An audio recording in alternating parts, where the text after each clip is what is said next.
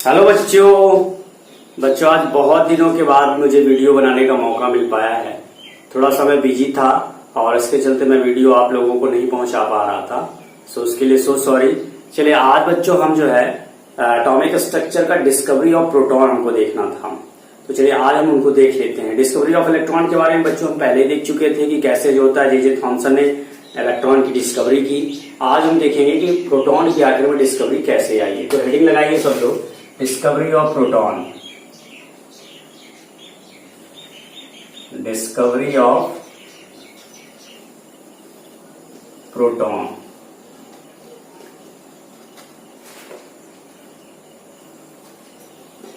कुछ दिनों से बच्चों तबीयत खराब हो जाने के कारण मैं वीडियो नहीं बना पा रहा था और थोड़ा सा जब तबीयत सही हुई तो कुछ बिजी हो गया, इसके चलते वीडियो नहीं बना पाया मैं। चलिए देखते हैं डिस्कवरी ऑफ प्रोटॉन। तो बच्चों डिस्कवरी ऑफ प्रोटॉन की अगर बात की जाए तो इसकी खोज की थी गोल्डस्टीन ने। किसने की थी? गोल्डस्टीन ने। देखिए बच्चों होता क्या है कि जब कोई भी चीज फेमस हो जाती है तो सारी पब्लिक जो होती है उसी वे में उसी दिशा में चलने लग जाती है। कुछ ऐसा ही जो है जब इलेक्ट्रॉन की डिस्कवरी जे थॉमसन ने की तो जितने भी साइंटिस्ट थे बच्चों तो वो कुछ न कुछ उसमें से एक्स्ट्रा कुछ करने की कोशिश करने लगे कि कैसे मैं कुछ एक्स्ट्रा कर दूं, मेरा भी जो है नाम जो है हाईलाइट हो जाए दुनिया में। तो ऐसे ही जो होता है साइंटिस्ट थे गोल्डस्टीन। गोल्डस्टीन ने सोचा कि जब इलेक्ट्रॉन की डिस्कवरी हो रही है और जॉन डाल्टन ने ये बताया हुआ है बच्चों कि एटम जो होता है क्या होता है, न्यूट्रल होता है। जॉन डाल्टन ने क्या बता के रखा हुआ है कि एटम हमारा क्या होता है, न्यूट्रल होता है। तो जरा ये बताइए कि जब इलेक्ट्रॉन पाया जा रहा है हमारे एटम में तो उसको न्यूट्रल होने के लिए कुछ पॉजिटिव चार्ज पार्टिकल भी होना जरूरी है। तो इसी की खोज में जो है गोल्डस्टीन लगे हुए थे। उन दिनों ये डिस्चार्ज ट्यूब का जो एक्सपेरिमेंट है बच्चों बहुत ज्यादा फेमस था। हर साइंटिस्ट जो होता है कुछ उसमें से एक्स्ट्रा करके और कुछ एक्स्ट्रा निकालने की कोशिश में लगा हुआ था। कोई प्रेशर को कम कर रहा है, कोई वोल्टेज को बढ़ा रहा है बार बार कि कुछ ऐसा जो है हमारे सामने आ जाए और हम भी जो होता है जे थॉमसन की तरह हाईलाइटेड हो जाए। तो गोल्डस्टीन कुछ उसी दिशा में काम कर रहे थे और इनको सक्सेस भी मिली।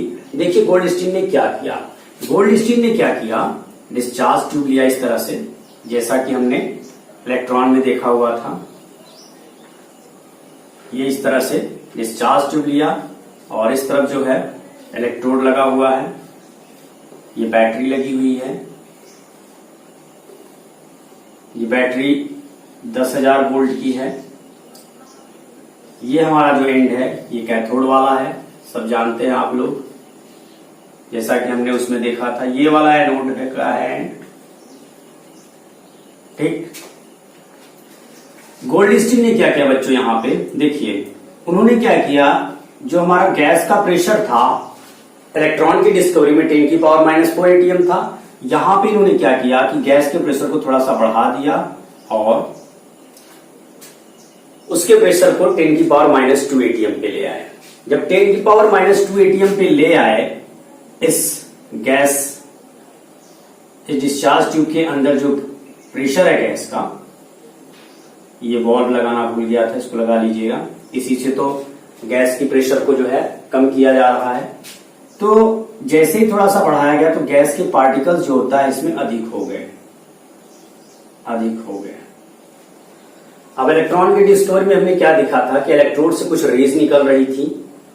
10⁻⁴ एटीएम में थोड़े तो बहुत गैस के पार्टिकल रहे होंगे, तो ये रेज जो है उससे टकरा रही थी, जैसा कि इसमें आपको देखने को मिलेगा। ये मान लीजिए इधर से रेज निकल रही थी तो इससे टकराई, इसमें से इलेक्ट्रॉन बाहर निकला, इसमें से भी इलेक्ट्रॉन बाहर निकला, इसी तरह से इसमें से भी, इसी तरह से इसमें से भी इलेक्ट्रॉन बाहर निकला। ये सारी चीजें हमने कहा देखी थी, इलेक्ट्रॉन की डिस्कवरी में। तो इसमें भी वही चीज प्रोसेस होगी जैसा कि हमने डिस्कवरी ऑफ इलेक्ट्रॉन में देखा था, सेम टू सेम इसमें भी देखने को मिलेगी। पर क्योंकि अब हमने प्रेशर को कम कर दिया है तो इसके अंदर का प्रेशर गैस का क्या हो जाएगा, बढ़ जाएगा। इलेक्ट्रॉन निकल रहे हैं और ये आयन में चेंज हो रहा है। किसमें चेंज हो रहा है बच्चों? ये पॉजिटिव आयन में चेंज हो रहा है, ये भी पॉजिटिव आयन में, ये भी पॉजिटिव आयन में चेंज हो रहा है, ये भी पॉजिटिव आयन में, ये वाला भी पॉजिटिव आयन में चेंज हो रहा है। सारे गैस के पार्टिकल्स में से इलेक्ट्रॉन निकलने के बाद जो गैस के पार्टिकल्स हैं वो किसमें चेंज हो जा रहे हैं, पॉजिटिव आयन में चेंज होते जा रहे हैं। ये पॉजिटिव आयन बच्चों इधर ट्रेवल करना शुरू कर देते हैं, इस तरफ ट्रेवल ये करना शुरू कर देते हैं। अब इस बार जो है हम इस किनारे पे जिंक सल्फाइड की स्क्रीनिंग लगाएंगे, इस किनारे पे नहीं लगाएंगे, क्योंकि अब हमको प्रोटॉन की डिस्कवरी करनी है। इसके चलते अगर इस तरफ लगा देंगे तो इस तरफ भी हमको दिखेगा अभी, पर अभी हमको देखना है कि कुछ उसके अंदर और पार्टिकल तो नहीं है। इसलिए हम क्या करेंगे, इस तरफ जो होता है जिंक सल्फाइड की एक स्क्रीन लगा देंगे। तो होगा यूं, ये जो आयन से बच्चों ये इस तरफ जो होता है अट्रैक्ट होंगे। अट्रैक्ट इसलिए होंगे क्योंकि ये जो इलेक्ट्रोड है वो निगेटिव का है और ये इलेक्ट्रोड हमारा क्यों कैसा है, पॉजिटिव का है। तो पॉजिटिव वाले आयन इधर शिफ्ट होंगे और इस साइड जो है बच्चों ग्लो करना शुरू कर देता है, क्योंकि ये पॉजिटिव वाले आयन जो होता है इधर अट्रैक्ट हो जाते हैं और इधर टकरा जाते हैं जिंक सल्फाइड की स्क्रीन में, जिसके चलते ये साइड ग्लो होना शुरू हो जाती है। और इसी को हम नाम देते हैं क्या बच्चों, एनोड रेज नाम देते हैं। क्या नाम देते हैं, एनोड रेज नाम देते हैं। एनोड रेज नाम क्यों देते हैं, क्योंकि ये इधर से चल के एनोड की साइड की तरफ से चलते हुए आ रही है और कैथोड वाले साइड पे जो होता है, कैथोड के एंड पे जो होता है ग्लो कर रही है, इसलिए हम एनोड रेज नाम देते हैं। आर्क इधर से रही एनोड के साइड से, इसलिए इसको एनोड रेज नाम दिया जाता है। इसी को हम परफोरेटेड कैथोड रेज भी कहते हैं। क्या कहते हैं, परफोरेटेड कैथोड रेज भी कहते हैं। अब बात आ गई कि परफोरेटेड कैथोड रेज का मतलब क्या हुआ। तो बच्चों जरा ये बताइए, जो इलेक्ट्रॉन जो पॉजिटिव आयन इस तरफ आ रहे थे, तो ये जो इलेक्ट्रोड लगा हुआ है ये कहीं ना कहीं आकर के इसमें चिपक जाएंगे। तो किया क्या गया है, यहां पे होल बना दिया गया है और होल का ही मीनिंग क्या होता है, परफोरेटेड। तो परफोरेटेड है, परफोरेटेड का मतलब होल होता है। होल किया गया, किसमें किया गया, कैथोड पे, इसीलिए नाम दिया गया परफोरेटेड कैथोड रेज। ये इधर से पार करते हुए और इधर स्क्रीन में टकरा जाएंगे और ये वाला साइड जो है हमारा ग्लो करने लग जाएगा। इस तरह से जो होता है प्रोटॉन की डिस्कवरी जो होता है गोल्डस्टीन ने की। अभी इसको प्रोटॉन का नाम नहीं दिया गया, अभी इसको क्या नाम दिया गया है, एनोड रेज नाम दिया गया है या फिर परफोरेटेड कैथोड रेज नाम दिया गया है। अब चलिए हम थोड़ी सी इसकी प्रॉपर्टी के बारे में देख लेते हैं बच्चों। जैसा कि हमने इलेक्ट्रॉन की डिस्कवरी में देखा था कि प्रॉपर्टीज ये ट्रैवल करती है स्ट्रेट लाइन में। इलेक्ट्रॉन का हमने क्या देखा था कि दे ट्रैवल इन स्ट्रेट लाइन। ये थोड़ा सा बच्चों कैनाल की तरह ट्रैवल करती है। कैसे, कैनाल, कैनाल का मतलब क्या हुआ, नहर की तरह, इस तरह से जो होता है ट्रैवल करती है और इसीलिए इनको क्या नाम दिया गया है, कैनाल रेज नाम दिया गया है। क्या नाम दिया गया है, कैनाल रेज नाम दिया गया है। तो पहली प्रॉपर्टीज जो होती हैं चलती हैं स्ट्रेट में, पर उतनी स्ट्रेट में नहीं चलती हैं जैसा कि हमने इलेक्ट्रॉन में देखा था। दूसरी प्रॉपर्टी अगर हम इस रेस की देखें बच्चों, तो ये जो होता है इलेक्ट्रिक फील्ड अप्लाई करने पे कैरी पॉजिटिव चार्ज पार्टिकल, यानी इनमें पॉजिटिव चार्ज पार्टिकल होता है। ये कैसे पता चला, जब इस एंड पे बच्चों हमने इलेक्ट्रिक फील्ड को अप्लाई कर दिया, तो मान लीजिए इधर निगेटिव फील्ड है और इधर हमने पॉजिटिव लगा दिया है कि पॉजिटिव से आ रही है तो ये किधर अट्रैक्ट होंगी, नीचे की तरफ अट्रैक्ट हो जाएगी। और इसी के द्वारा हमको ये पता चल गया कि ये जो रेज होती हैं इनमें क्या होता है, पॉजिटिव चार्ज पार्टिकल होती है। ये कोई एक्सरे प्रोड्यूस नहीं करती, जैसे कि इलेक्ट्रॉन में हमने देखा था कि जब वो टंजस्टन से टकराती हैं तो उसमें से एक्सरे निकलती है, इसमें से एक्सरे नहीं निकलती हैं। ये विजिबल रेज होती हैं बच्चों। कैसी होती हैं, विजिबल रेज होती हैं। उसमें हमने देखा था इलेक्ट्रॉन में कि वो इनविजिबल रेज होती हैं और इन रेज को अब हम देख सकते हैं। क्यों, क्योंकि हमने प्रेशर को भी कम कर दिया है, जिसके चलते जो होता है, और गैस के पार्टिकल्स अधिक हो गए हैं इसमें। जब गैस के पार्टिकल्स अधिक हो गए हैं तो एक आयन दूसरे आयन को टक्कर मारता हुआ इधर जाएगा तो उनको आसानी से दिखेंगे। ये इतनी स्पीड नहीं चलती जितनी कि हमारी इलेक्ट्रॉन की स्पीड थी। इलेक्ट्रॉन तो बहुत स्पीड से चलता है, इसकी स्पीड थोड़ी सी कम रहती है। तो कुछ ये जो है हमारे प्रॉपर्टीज हैं ये एनोड रेज की। अब इसके बाद हम थोड़ा सा ये देख लेते हैं कि जैसा हमने determination of charge by mass ratio electron के बारे में देखा था, तो इसमें क्या कहानी होती है। तो चलिए आइए हम देखते हैं determination of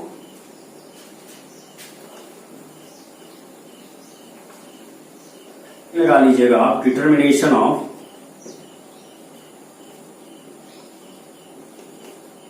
E by M ratio, E by M मतलब चार्ज बाई मास रेशियो। देखिए बच्चों, इसमें क्या किया गया, जैसे कि हमने इलेक्ट्रॉन में देखा था कि जे थॉमसन क्या कर रहे थे, बार बार गैस के पार्टिकल्स को चेंज कर रहे थे। गैस के पार्टिकल्स को चेंज करने के बाद उसका E बाई एम रेशियो निकाल रहे थे, यानी चार्ज बाई मास रेशियो निकाल रहे थे। सेम टू सेम गोल्डस्टीन ने भी कुछ ऐसा ही ट्राई करने की कोशिश की कि देखा जाए कि जिस तरह से इलेक्ट्रॉन फंडामेंटल पार्टिकल हो गया, क्या ये पॉजिटिव आयन की फंडामेंटल पार्टिकल है कि नहीं है। तो इसके लिए उन्होंने क्या किया, ट्यूब के अंदर बार बार गैस जो है चेंज करते गए, कभी हाइड्रोजन ले रहे थे, कभी हीलियम ले रहे थे, कभी नियॉन ले रहे थे। इस तरह से जो होता है बार बार गैस को चेंज करते जा रहे थे। तो उन्होंने एक ऑब्जर्वेशन देखा कि जो E बाई एम रेशियो है बच्चों, वो हर गैस के लिए अलग अलग आ रहा था। इलेक्ट्रॉन में क्या था, हर गैस के लिए एक ही आ रहा था, लेकिन इसमें क्या हुआ, हर गैस के लिए अलग अलग आ रहा था। उसका रीजन ये था बच्चों, जब हाइड्रोजन, हीलियम या नियॉन लिया जाता है, तो मान लीजिए पहले हम नियॉन गैस को लेते हैं, तो नियॉन का साइज बड़ा होता है। नियॉन का साइज जो बड़ा होगा तो इस आयन का भी साइज बड़ा होता चला जाएगा, इस आयन का भी साइज बड़ा होगा कि नहीं होगा, बिल्कुल होगा। इस आयन का साइज बड़ा होगा, और जब इस आयन का साइज बड़ा होगा तो E बाई एम क्या हो जाएगा, कम आ जाएगा। भाई देखिए, E बाई एम का मतलब क्या हुआ, एम क्या है, मास है।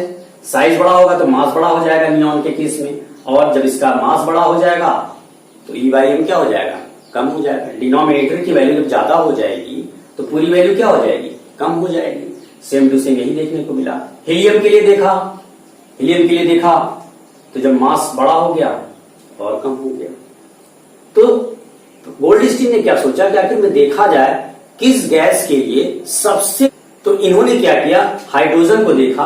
हाइड्रोजन लाइटेस्ट पार्टिकल होता है, लाइटेस्ट गैस होती है हाइड्रोजन हमारी, तो इसका मास जो होता है सबसे कम होगा, और जब मास सबसे कम होगा तो E बाई एम जो होता है सबसे ज्यादा किसका हो जाएगा, हाइड्रोजन का। सो E बाई एम जो होता है, हाइड्रोजन इज लार्जेस्ट।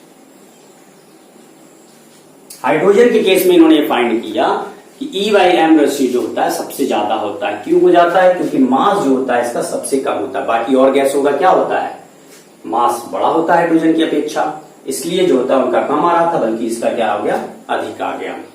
और इसको फाइंड करने के बाद इन्होंने ये फाइंड किया, अब देखिए हाइड्रोजन में क्या होता है बच्चों, जब हाइड्रोजन गैस यहाँ पे इन्होंने ली होगी और उसका E बाई एम रेशियो निकाला होगा, तो हाइड्रोजन में क्या होता है, एक ही प्रोटॉन होता है, एक प्रोटॉन होता है, एक इलेक्ट्रॉन होता है, यही होता है इसमें। तो फिर वहां से जाकर के इन्होंने जो होता है प्रोटॉन का चार्ज निकाला हाइड्रोजन को लेकर के, तो 1.6 इंटू 10 की पावर माइनस 19 कूलम उसका चार्ज आया। प्लस में रहेगा ये, क्योंकि ये पॉजिटिव चार्ज पार्टिकल है। और साथ ही साथ इसका जो होता है मास निकाला गया इस प्रोटॉन का, तो इसका मास आया बच्चों 1.62 इंटू 10 की पावर माइनस 28 किलोग्राम। इस तरह हाइड्रोजन के केस में बच्चों एक प्रोटॉन होता है, इसलिए गोल्डस्टीन ये सोचा कि हाइड्रोजन की ही गैस लेकर के हम उसके चार्ज को कैलकुलेट कर सकते हैं और उसके मास को भी कैलकुलेट कर सकते हैं, और वही हमारा क्या हो जाएगा, प्रोटॉन का चार्ज हो जाएगा और प्रोटॉन का मास भी हो जाएगा। तो प्रोटॉन का मास कितना है, 1.62 इंटू 10 की पावर माइनस 28 किलोग्राम, जो कि बच्चों इलेक्ट्रॉन के मास से 1837 टाइम्स क्या है, बड़ा है। 1837 टाइम्स क्या है, बड़ा है। अब देखिए बच्चों, हमने ये देखा था कि इलेक्ट्रॉन की डिस्कवरी में हम ये देख रहे थे कि ओरिजिन जो है कैथोड रेज का उसके इलेक्ट्रोड से हो रहा था, लेकिन प्रोटॉन के केस में ओरिजिन जो होती है एनोड के रेज में, एनोड रेज का, ये आयंस होते हैं। क्या होते हैं, आयंस होते हैं। जब इलेक्ट्रॉन उसमें से निकल गया गैस के पार्टिकल में से, तो बचे क्या, आयंस, और वही आयंस जो होता है इधर अट्रैक्ट हो रहे हैं कैथोड की तरफ, और उन्हीं को एनोड रेज नाम दिया गया। तो ये सारी कहानी मैंने आपको बता दी बच्चों, इसको रटता कोई नहीं है। कंपटीशन पॉइंट ऑफ व्यू से इससे रिलेटेड क्वेश्चन कुछ भी नहीं बनते हैं, लेकिन हमको थोड़ा सा इसकी जानकारी होनी चाहिए। आप इसको एक कहानी के तौर पे आप पढ़ लीजिए कि क्या कैसे हुआ, बस हो गया। और ताकि आपको थोड़ा सा कंसेप्ट दिमाग में बैठा रहे। मान लीजिए अगर बाई चांस कोई क्वेश्चन आपके IIT नीट्स में पूछ लेते हैं, तो आपसे ये बन जाना चाहिए। इस तरह से हमने देख लिया कि ये प्रोटॉन का चार्ज हो गया और ये प्रोटॉन का मास हो गया। चलिए अब हम जो होता है बच्चों, अभी न्यूट्रॉन की डिस्कवरी नहीं हुई है बच्चों, अभी न्यूट्रॉन की डिस्कवरी नहीं हुई है। और उसके पहले जो होता है जे थॉमसन ने अपना मॉडल ऑफ एटम दे दिया, एटॉमिक मॉडल दे दिया। अब उसको हम अगले लेक्चर में देखेंगे। लेकिन बच्चों एक चीज मैं बता दूं, न्यूट्रॉन की डिस्कवरी तो आप सब जानते हैं कि चैडविक ने ही की थी, लेकिन जे थॉमसन को पहले ही पता हो गया था कि एटम के अंदर इलेक्ट्रॉन प्रोटॉन के बावजूद भी कोई ना कोई एक पार्टिकल और भी है। उसका रीजन ये है बच्चों कि जब जे थॉमसन जो है एटॉमिक मास फाइंड कर रहे थे, तो इलेक्ट्रॉन और प्रोटॉन का मास जोड़ने के बाद एटॉमिक मास जो होता है उतना आ नहीं रहा था। जैसे एग्जांपल मैं लूं, मान लीजिए एटॉमिक मास उन्होंने किसी का कैलकुलेट किया 12 और इसके बाद उन्होंने इलेक्ट्रॉन और प्रोटॉन को जोड़ दिया, जो भी उसके अंदर इलेक्ट्रॉन थे और प्रोटॉन था उसके मास को जोड़ दिया तो आया 10। तो क्या एटॉमिक मास को जब कैलकुलेट किया गया तो वो 12 आ गया था, फिर इलेक्ट्रॉन और प्रोटॉन को जब जोड़ा गया तो 10 नहीं आ रहा है। तो ये दोनों का तो मास बराबर होना चाहिए था, बराबर नहीं आ रहा, यानी इस एटम के अंदर कोई ना कोई पार्टिकल और है जिसके चलते इसका मास जो होता है 10 आ रहा है। तो जे थॉमसन पहले ही जान गए थे कि इस एटम के अंदर कोई ना कोई सब एटॉमिक पार्टिकल अभी और है, लेकिन न्यूट्रॉन की लेकिन उसके पहले जे थॉमसन ने क्या कर दिया, अपना मॉडल दे दिया जिसे हम क्या कहते हैं, वाटर लेमन मॉडल या फिर प्लम पुडिंग मॉडल कहते हैं। चलिए उसको हम अगले लेक्चर में देखेंगे। तब तक के लिए बच्चों आप अच्छे से पढ़िए, मन लगाकर पढ़िए। All the best.